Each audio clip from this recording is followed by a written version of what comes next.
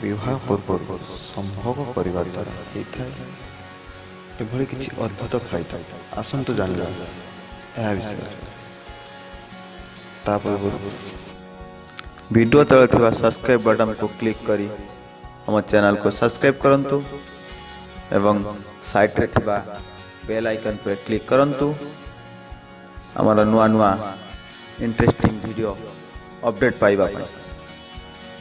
संभोग क्रिया को नहीं अनेक लोग मन में अनेक आशा आकांक्षा रही है एवं अनेक लोग सर्वदा चिंता करते विवाह पूर्व सेक्स करवा भल होता है ना खराब होता है, किंतु एक सर्वे जनाई संभोग करवा खराब ही न था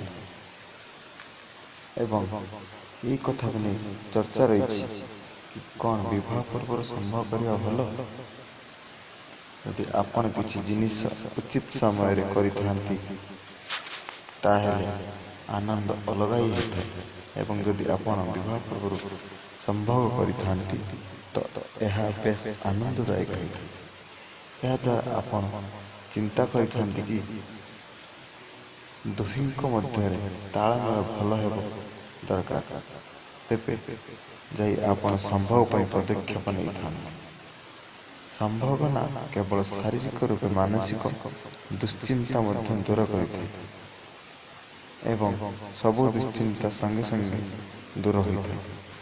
जो लोग संभोगर भरपूर आनंद नहीं न थांती सेमाने बेस खुशी रे जीवन अतिबाहित करिथांती।